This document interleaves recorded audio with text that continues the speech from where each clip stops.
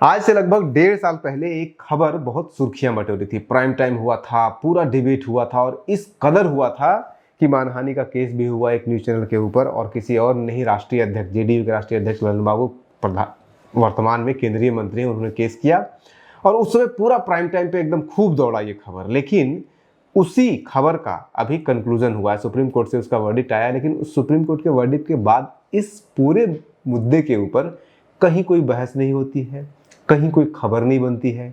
तो हमने सोचा क्यों ना आपको उस पूरे घटनाक्रम का एक रिमाइंडर दें, और हम किस तरह से ये कह रहे हैं कि ललन सिंह जी का जो केंद्रीय मंत्री है, उनका इस बार फिर से भद पिट गया, वो फिर से उनकी हार हुई है, उनका कालिक पुता है। जो भी कहिए कि उस समय तो बड़े ताव में कह रहे थे कि इनको हम घसीटेंगे, कोर्ट में घसीटेंगे, इनको सजा दिलवाएंगे, इनका जो है मानहानि का केस करेंगे। और हुआ भी, हाईकोर्ट, पटना हाईकोर्ट ने इनके दावे को सही माना और उनको सजा भी दिया। लेकिन सुप्रीम कोर्ट में जाकर के धराशायी हो गया वो केस। क्या है पूरी कहानी, सब कुछ हम बताएंगे। होता यह है कि 29 दिसंबर 2023 को दिल्ली में जेडीयू की राष्ट्रीय कार्यकारिणी की बैठक हो रही होती है, और उस बैठक में ये दावा किया जाता है कि उस बैठक के अंदर राष्ट्रीय अध्यक्ष ललन सिंह जी को कहा जाता है कि आप जेडीयू के राष्ट्रीय अध्यक्ष के पद से रिजाइन कीजिए। और बाद में वो रिजाइन करते भी हैं। उसके बाद फिर खुद नीतीश कुमार बनते हैं, फिर कार्यकारिणी राष्ट्रीय अध्यक्ष बनते हैं संजय झा। तो ये तो सबको पता है। अब उसी रात में अलग अलग चैनलों पे प्राइम टाइम होता है, जैसा कि होता है डिस्कशन, पूरे बिहार में नेशनल लेवल का खबर छप बना। उसी में आज तक में चित्रा त्रिपाठी जो एंकर हैं, उनके अध्यक्षता में, उनके एंकरशिप में एक डिबेट ऑर्गेनाइज होता है, जिसमें अलग अलग पार्टी के प्रतिनिधि होते हैं, पॉलिटिकल एनालिस्ट होते हैं, और उसके साथ साथ टीवी टुडे नेटवर्क के 2 स्टाफ भी होते हैं, एक दिल्ली टीम से, एक बिहार टीम से। कौन कौन होते हैं इसमें? होते हैं शाहनवाज हुसैन बीजेपी की तरफ से, जीएम सहीम होते हैं जेडीयू की तरफ से, अभिषेक यादव आरजेडी की तरफ से, धर्मेंद्र कुमार एसजेपीआर की तरफ से, और टीवी टुडे नेटवर्क की तरफ से होते हैं सुजीत झा। और उसके साथ साथ एक पॉलिटिकल एनालिस्ट होते हैं आचार्य प्रमोद कृष्णन, और उसके साथ बिहार के टीवी टुडे नेटवर्क के ब्यूरो चीफ रोहित कुमार सिंह होते हैं।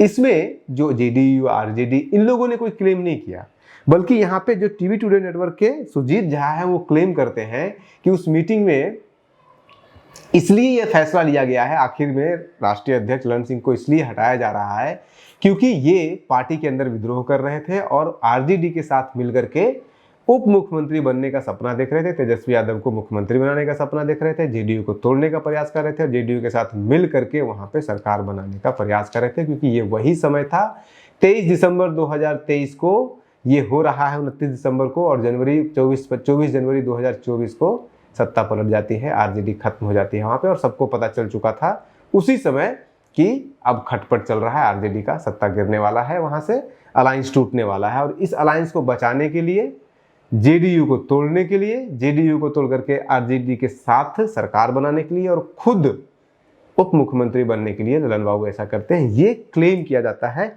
यहाँ पे इस चैनल में सुजीत झा के द्वारा, जिसको फिर एग्री करते हैं, सेकंड करते हैं आचार्य प्रमोद कृष्णन भी, और उसके साथ साथ रोहित कुमार जो ब्यूरो चीफ बिहार के थे टीवी टुडे नेटवर्क का, वो तो यहाँ तक कह देते हैं कि पटना में उसके कुछ ही दिन पहले 12 जेडीयू के विधायकों के साथ ललन सिंह की मीटिंग होती, जिसमें ज़्यादातर भूमिहार होते हैं।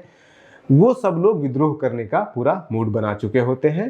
लेकिन उन्हीं 12 में से एक व्यक्ति विद्रोह कर देते हैं, जाके सीएम को बता देते हैं, और फिर सारा भंडा फूट जाता है, और भंडा फूटने के बाद इनको राष्ट्रीय अध्यक्ष के पद से हटा दिया जाता है।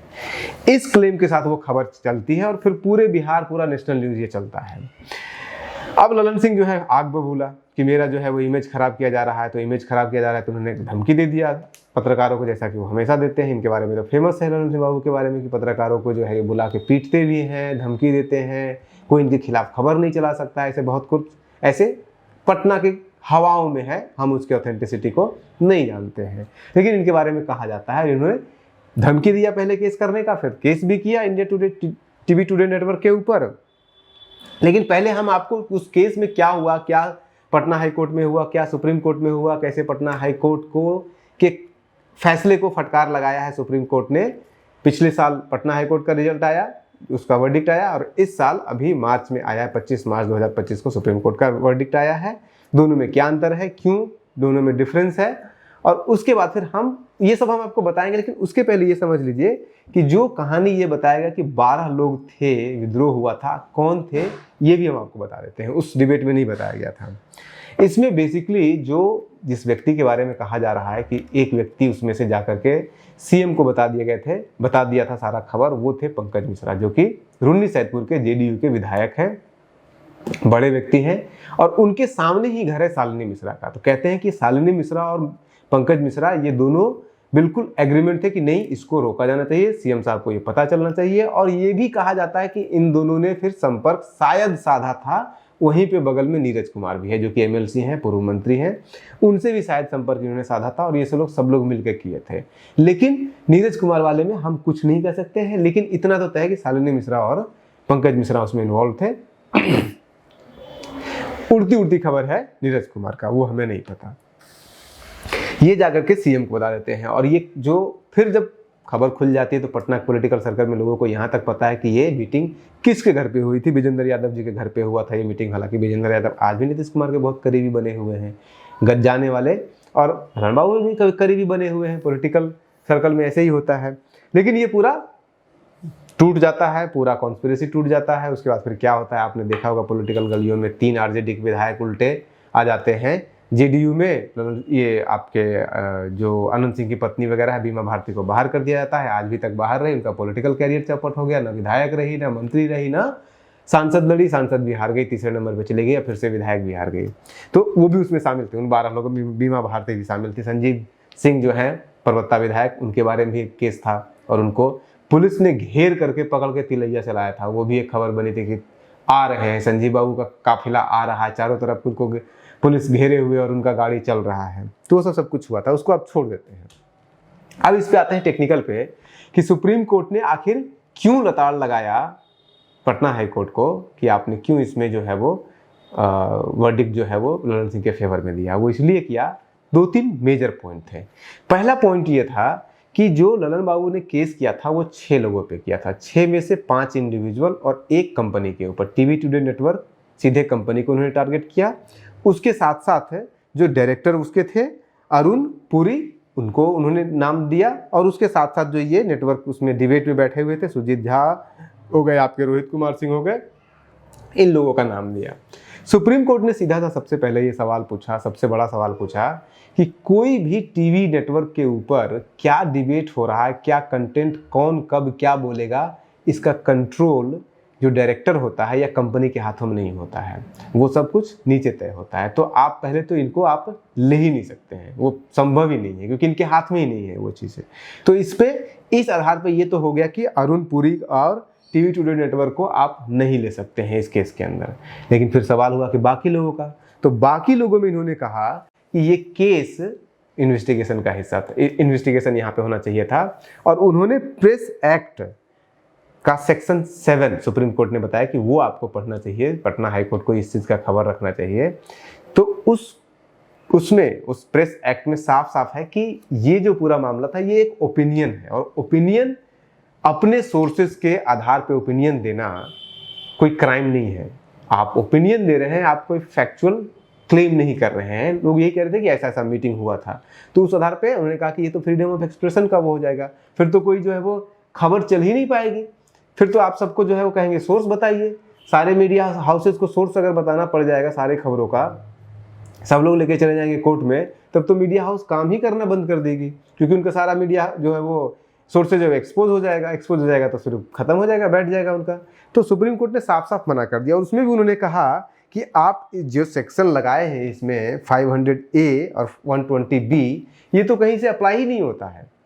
इसमें अगर आपको करना भी था तो 155(2) और 156(1) करना था, जिसके तहत आप इनके ऊपर केस कर सकते थे। फिर एसपी उसका इन्वेस्टिगेशन करता, अगर उसमें कुछ ऐसा कंटेंट पाया जाता तब फिर वो अपना रिपोर्ट देता, फिर उसके बाद फिर जो डिस्ट्रिक्ट अदालत है वहां से सुनवाई होती, फिर वहां से हाई कोर्ट जाना था, फिर सुप्रीम कोर्ट था। तो पूरा प्रोसेस को ही वो कर दिया गया। इसमें वकील कौन थे ललन बाबू के? पीके शाही, फेमस पीके शाही, जो कि बिहार के राज्य की सरकार के वकील हुआ करते थे। और इस पूरे केस में सबसे बड़ा मामला ये, अगर मानहानि का केस था तो ये तो ललन बाबू का पर्सनल मानहानि का केस था, ये तो बिहार सरकार का मानहानि का केस था नहीं। लेकिन केस करने वालों में सिर्फ ललन बाबू का नाम नहीं है, 2 लोगों ने मिलकर केस किया है। उसमें से एक ललन बाबू तो है ही, और उसके साथ साथ जो बिहार सरकार है, बिहार सरकार के सेक्रेटरी को भी इसमें बना दिया गया है। भाई किस आधार पे ललन बाबू के साथ साथ जो बिहार सरकार है उसका लॉ सेक्रेटरी को इसमें बनाया गया है मुदालय, ये समझ के परे है। क्योंकि बिहार सरकार के ऊपर सवाल नहीं उठाया गया है, बिहार सरकार के किसी मीटिंग के ऊपर सवाल नहीं उठाया गया है या उस पर डिस्कशन नहीं किया गया है। तो ये एक और भी बड़ा फॉल्ट लाइन था। और ऐसे बहुत सारे, फिर देखिए वर्डिक्ट अगर आप पढ़िएगा तो वर्डिक्ट बहुत लंबा चौड़ा है, उसमें बहुत सारे एग्जाम्पल दिए जाते हैं, इस केस में ऐसा हुआ था, उस केस में ऐसा हुआ था, उस केस में ऐसा हुआ था, ये सब कुछ एग्जाम्पल दिया गया था। और ये केस फाइनली खत्म हो गया, रद्द कर दिया गया। इसको पटना हाई कोर्ट में मार्च में, दिसंबर में ये मामला हुआ, जनवरी में केस किया गया, मार्च में जो है वो पटना हाई कोर्ट ने वर्डिक्ट दिया, उसमें ललन बाबू के फेवर में वर्डिक्ट दिया। उसके बाद फिर सितंबर में ये लोग गए, जो अपोजिशन पार्टी थी, जो जर्नलिस्टों की पार्टी थी, वो पटना हाई कोर्ट में अपील करने गई, उसको रिजेक्ट कर दिया गया। फिर ये लोग सुप्रीम कोर्ट गए, सुप्रीम कोर्ट में फिर जाकर के मार्च में 25 मार्च को फाइनली इनका सुप्रीम कोर्ट से आता है वर्डिक्ट, और उसमें इस केस को डिसमिस। तो ललन बाबू भी कहीं ना कहीं डिसमिस हुए हैं मोरली। आप बने रहिए न्यूज़ हंटर के साथ। नमस्कार।